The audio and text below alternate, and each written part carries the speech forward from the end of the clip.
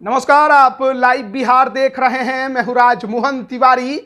बिहार में पहली बार बाबा बागेश्वर यानी कि पंडित धीरेन्द्र कृष्ण शास्त्री का आगमन होने जा रहा है। उसको लेकर पूरे जोर शोर के साथ तैयारियां भी चल रही हैं। एक बड़ा दरबार लगेगा जिसमें कि लाखों लाख की भीड़ जुटेगी और उसी के कारण शायद बिहार में राजनीतिक बयानबाजी भी खूब देखने को मिल रही है। एक तरफ आरजेडी जो कि लगातार पंडित धीरेन्द्र कृष्ण शास्त्री के नाम पर विवादित बयान देने से पीछे नहीं हट रही, तो वहीं दूसरी तरफ बीजेपी जो बाबा बागेश्वर के समर्थन में आरजेडी नेताओं की खूब खिंचाई भी कर रही है। बात सनातन धर्म तक पहुंच जा रही है। कौन इसका पक्षधर है, कौन इसको बेइज्जत कर रहा है, कौन इसका विरोधी है। और इन सब के बीच आपको बताएं कि बिहार में बाबा बागेश्वर का दरबार लगने वाला है। राजधानी पटना के समीप नौबतपुर के तरेत गांव में ये दरबार लगेगा। 13 से 17 मई तक ये दरबार लगेगा जिसमें लाखों लाख की भीड़ हर दिन जुटेगी। लेकिन सवाल ये है कि इतनी भीड़ जहां जुटेगी उस कार्यक्रम में बिहार के मुख्यमंत्री नीतीश कुमार और उप मुख्यमंत्री तेजस्वी यादव शामिल होंगे या नहीं। इसको लेकर जब आयोजककर्ताओं से सवाल किए गए तो उन्होंने साफ तौर पर इस पर यही जवाब दिया कि मुख्यमंत्री को भी और उप मुख्यमंत्री को भी आमंत्रण पत्र भेजा गया है। हालांकि वो शामिल होंगे या नहीं होंगे इसको लेकर कुछ भी अभी तक स्पष्ट नहीं किया गया है। यानी शामिल होने को लेकर आमंत्रण स्वीकार अभी तक नहीं हुआ है।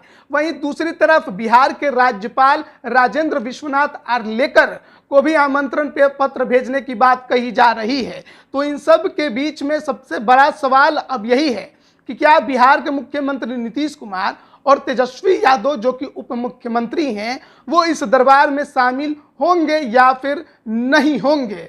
बहुत ज़्यादा राजनीतिक बयानबाजियां पंडित धीरेन्द्र कृष्ण शास्त्री के इस हनुमंत कथा पर अब तक देखने को मिली है। एक तरफ महागठबंधन के नेताओं ने खुलकर इसका विरोध किया है तो बीजेपी ने खुलकर इसका समर्थन किया है। अब उसी से आप अंदाजा लगा सकते हैं कि किस प्रकार का माहौल बिहार में 13 से 17 मई तक आपको देखने को मिलने वाला है। आयोजककर्ताओं की तरफ से ये भी जानकारी दी गई है कि तमाम तैयारियां जो हैं वो कथा स्थल पर पूरी कर ली गई हैं। थोड़ी बहुत बची हैं वो भी 1-2 दिनों में हो जाएगी। इसके अलावा जो बाबा बागेश्वर की टीम है वो भी 1-2 दिनों में आ जाएगी। और बाबा बागेश्वर कहाँ रहेंगे उनके आने के बाद ही अंतिम निर्णय लिया जाएगा। जानकारी उनके तरफ से ये भी दी गई है कि हनुमंत कथा आयोजन में प्रतिदिन 3 लाख से ज़्यादा लोगों के पहुंचने का अनुमान है। आयोजन समिति इसको लेकर पूरा काम कर रही है।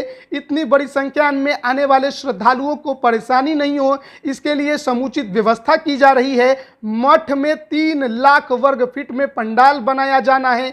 हनुमंत कथा स्थल तरेत पाली मठ से पटना के लिए मुफ्त बस सेवा आरंभ की जाएगी। उत्तर बिहार और दक्षिण बिहार से आने वाले श्रद्धालुओं के लिए कथा स्थल पर अलग अलग पार्किंग की व्यवस्था होगी। दक्षिण बिहार से आने वाले लोग बिहटा सरमेरा सड़क से कथा स्थल पर आएंगे, इसके नज़दीक ही पार्किंग की भी व्यवस्था होगी। वहीं उत्तर बिहार से आने वाले लोग NH 113 और नौबतपुर नहर रोड से कथा स्थल पर पहुंचेंगे, वहीं पार्किंग की व्यवस्था भी होगी। ट्रैफिक के सुचारू व्यवस्था की जिम्मेवारी जिला प्रशासन की होगी। तो तैयारियां पूरी तरह से मुकम्मल की जा रही हैं क्योंकि हम लगातार ये देखते हैं कि बाबा बागेश्वर यानी पंडित धीरेन्द्र कृष्ण शास्त्री का जब दरबार लगता है तो लाखों लाख की भीड़ जुटती है। और अनुमान यहाँ भी है कि पटना में जो कार्यक्रम हो रहा है वहाँ पर भी लाखों लाख की भीड़ जुटेगी।